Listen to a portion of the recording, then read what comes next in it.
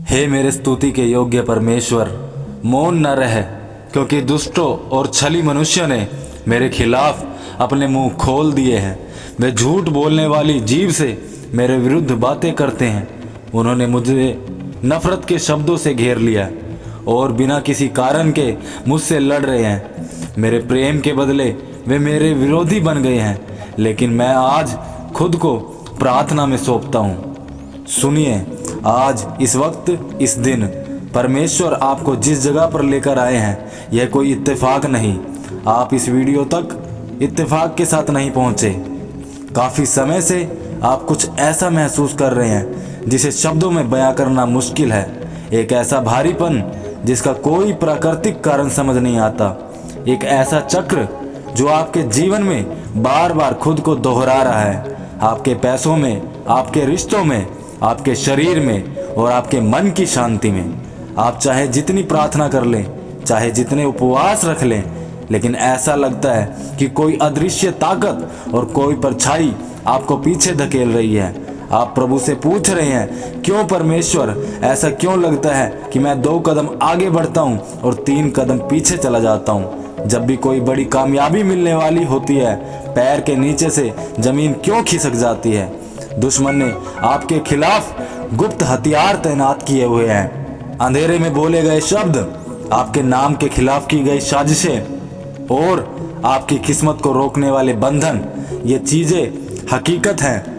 Bible इनसे मुंह नहीं मोड़ती और ना ही आज हम मोड़ेंगे।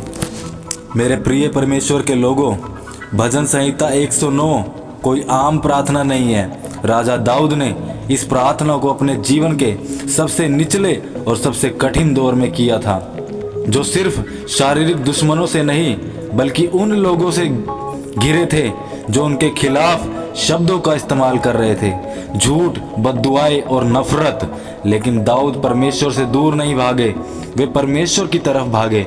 वो अपना दर्द, अपना गुस्सा और अपनी आत्मा के जख्म लेकर सर्वशक्तिमान के सिंहासन के सामने आ गए और परमेश्वर ने उनकी सुनी।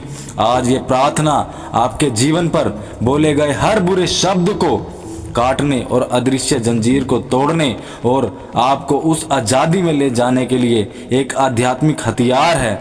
आज का वो दिन है जब यह सब बदलने वाला है। मैं चाहता हूं कि आप इस पूरी प्रार्थना के दौरान मेरे साथ बने रहें, आपके मन को भटकने ना दें, क्योंकि जब हम मिलकर इस भजन को 7 बार पूरे विश्वास और अधिकार के साथ दोहराएंगे तो आध्यात्मिक दुनिया में कुछ बहुत बड़ा बदलने वाला है। बाइबल में 7 पूर्णता का अंक है। 7 बार परमेश्वर का वचन दुधारी तलवार की तरह हर उस अंधेरी जगह पर जाएगा जहां आपके खिलाफ साजिशें रची हैं। जब यह प्रार्थना खत्म होगी, हर श्राप और हर जादू टोना टूट चुका होगा। शुरू करने से पहले आप जहां भी हैं, चाहे अपने कमरे में, अपनी गाड़ी में या किसी कोने में जहां कोई आपका दर्द नहीं जानता, एक गहरी सांस ले और अपने दिल से बेहद सादगी के साथ कहें, प्रभु मैं यहाँ हूँ, मुझे आपकी ज़रूरत है, मैं आपका हूँ और अपनी इच्छा मेरे जीवन में पूरी कर। आइए प्रार्थना करते हैं। हे पिता परमेश्वर, आप उस अदृश्य लड़ाई को जानते हैं जो इस वक्त इस व्यक्ति के जीवन में चल रही है। आपसे कुछ भी छिपा नहीं है, ना वो शब्द जो छिपकर बोले गए हैं, ना वो समझौते जो इनकी किस्मत के खिलाफ किए गए हैं, और ना ही वो पीढ़ी दर पीढ़ी चले आ रहे श्राप जो इनकी तरक्की को रोक रहे हैं। इसलिए पिता परमेश्वर, आज हम सब मिलकर आपके सामने खड़े हैं और घोषणा करते हैं कि आज का दिन डिवाइन रिवर्सल का दिन है। आज टूटने का दिन नहीं। यीशु के नाम में दुश्मन की हर साजिश आज और इसी समय खत्म होती है। यीशु का लहू किसी भी इंसानी मुंह से निकले हुए बुरे शब्दों से कहीं ज्यादा शक्तिशाली है। वह लहू हर बद्दुआ को निष्प्रभावी और नष्ट करता है। प्रभु, आपने अपने वचन में कहा कि जो हथियार तुम्हारे विरुद्ध बनाया जाए वह सफल ना होगा, और जो जीभ अदालत में तुम्हारे विरुद्ध उठे तुम उसे दोषी ठहराओगे। हम इस वचन पर आज खड़े होते हैं। यह आत्मा आपकी है, इसके आपके बेटे के लहू से खरीदा गया है। आप अपनों को कभी नहीं छोड़ते पिता। प्रभु, इस व्यक्ति के दिल में एक बहुत ही नाजुक जगह जिस पर दुश्मन ने बार बार वार किया, क्योंकि दुश्मन जानता है कि अगर वह आपको गहराई से घायल कर दे तो वह आपको उस रास्ते से पीछे हटा सकता है जिस पर परमेश्वर आपको ले जाना चाहते हैं। लेकिन मैं परमेश्वर की आत्मा को यह कहते हुए सुन रहा हूँ कि आपका जख्म आपका अंत नहीं, आपका जख्म आपकी पहचान नहीं, और आपका जख्म इस बात का सबूत नहीं कि परमेश्वर आपसे दूर है। इतिहास गवाह है, ईश्वर ने हमेशा उन्हीं बर्तनों का सबसे ज़्यादा इस्तेमाल किया जो सबसे ज़्यादा टूटे हुए थे। दाऊद घायल था, यूसुफ घायल था, पौलुस घायल था, और उन्हीं जख्मों ने परमेश्वर ने आशीषों की नदियाँ बहा दी।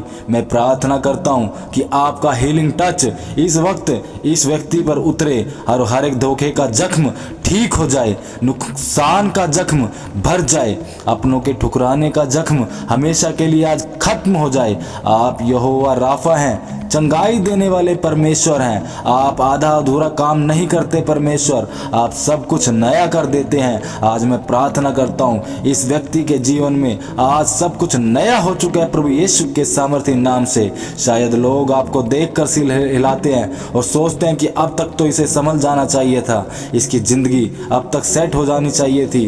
हर वो झूठ जो कहता है कि आप एक असफल इंसान हैं, आप बहुत पीछे छूट गए हैं या आपका समय निकल चुका है, वो सब झूठ है। आप देर से नहीं आए, आप बूढ़े नहीं हुए, आप इतने भी नहीं टूटे कि संभल ना सके, क्योंकि इस परमेश्वर का कैलेंडर इंसानी कैलेंडर जैसा नहीं होता।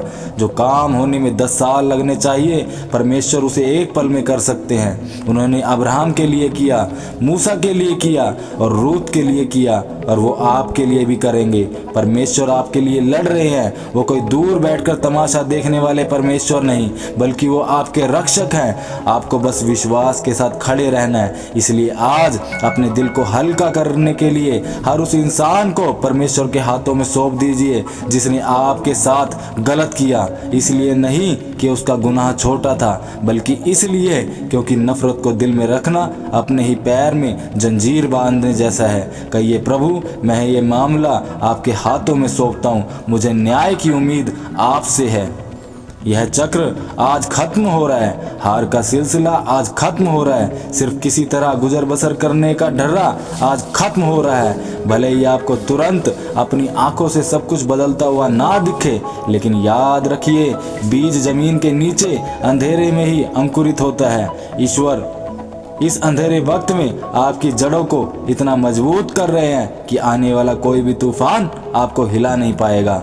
आपका भविष्य सुरक्षित है, यीशु का लहू आपकी ढाल है। कल सुबह जब आप उठेंगे तो आप एक अलग हल्कापन महसूस करेंगे। वो भारीपन जा चुका होगा और परिस्थितियां रातों रात शायद ना बदलें, लेकिन आध्यात्मिक दुनिया में सब कुछ बदल चुका होगा। अगर इस प्रार्थना ने आपके दिल को छुआ, अगर आपको महसूस हुआ कि कोई बोझ उतरा है, तो इस वीडियो को लाइक करके अपनी सहमति जताएं। और अगर आप रोज़ ऐसी ही प्रार्थना और आध्यात्मिक ढाल से घिरे रहना चाहते हैं तो इस चैनल को सब्सक्राइब करें। परमेश्वर वफादार है, वो कल भी वफादार थे, वो आपके आने वाले कल में भी वफादार रहेंगे। जब भी थका हुआ महसूस करें, इस प्रार्थना के पास वापस आएं। आशीषें आपके साथ हों, आप सुरक्षित रहें। यीशु के नाम में आमीन आमीन।